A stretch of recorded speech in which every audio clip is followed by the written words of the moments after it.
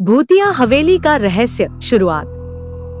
रात का समय था और आसमान में बादल छाए हुए थे। गांव के किनारे पर स्थित एक पुरानी हवेली में अचानक से रोशनी दिखाई दी। यह हवेली कई सालों से वीरान थी और गांव वालों का मानना था कि यहाँ भूतों का बसेरा है। मुख्य पात्र राहुल, एक साहसी और जिज्ञासु युवक, इन भूतिया कहानियों पर विश्वास नहीं करता था। उसे हमेशा से रहस्य और रोमांच की कहानियों में दिलचस्पी थी।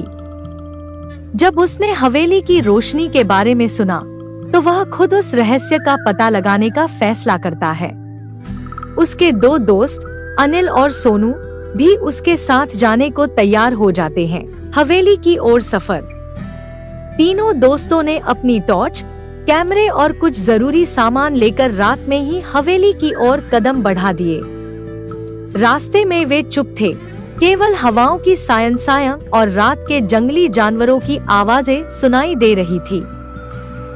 हवेली के पास पहुंचते ही उन्होंने देखा कि मुख्य दरवाजा खुला हुआ था, मानो कोई उनका इंतजार कर रहा हो। हवेली के अंदर का दृश्य उन्होंने भीतर कदम रखा। अंदर का माहौल बेहद ठंडा और डरावना था।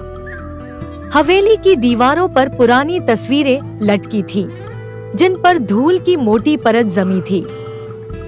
छत से एक पुरानी झूमर लटकी थी, जो हल्के से हिल रही थी।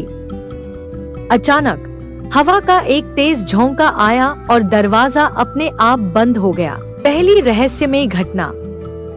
सभी घबरा गए। सोनू ने हड़बड़ाहट में कहा, यह जगह ठीक नहीं लगती, हमें वापस चलना चाहिए। लेकिन राहुल ने अपनी जिद दिखाई, हम इतनी दूर आए हैं, कुछ भी नहीं होगा। तभी एक पुराने पियानो की आवाज गूंजने लगी। तीनों ने उस दिशा में देखा, लेकिन पियानो के पास कोई नहीं था।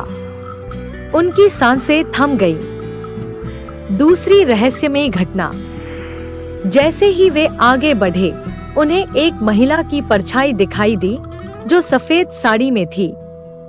उसकी आंखें लाल चमक रही थी और वह उन्हें घूर रही थी।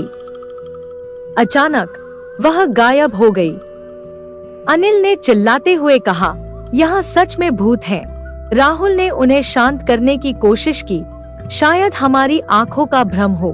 गूंजती हुई हंसी। जैसे ही वे हवेली के सबसे बड़े कमरे में पहुंचे, एक डरावनी हंसी गूंज उठी। सभी ने अपने चारों ओर देखा, लेकिन कोई नहीं था। वे समझ नहीं पा रहे थे कि यह हंसी कहां से आ रही है। तभी अचानक एक बड़ा आईना टूटकर गिर गया। शीशे के टुकड़े चारों ओर बिखर गए।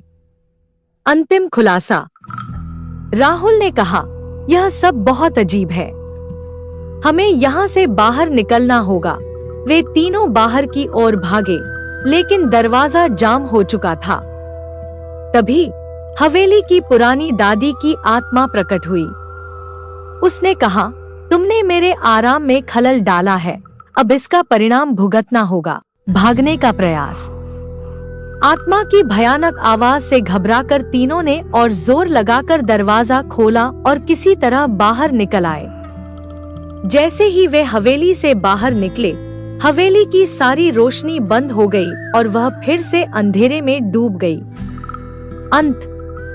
राहुल, अनिल और सोनू किसी तरह भागकर गांव वापस पहुंचे और उन्होंने तय किया कि अब कभी भी किसी भूतिया जगह की तरफ रुख नहीं करेंगे। हवेली का रहस्य आज भी अनसुलझा है और गांव वाले कहते हैं कि वहां रात में आत्माओं का नृत्य होता है। क्या आप भी उस हवेली में जाने की हिम्मत करेंगे?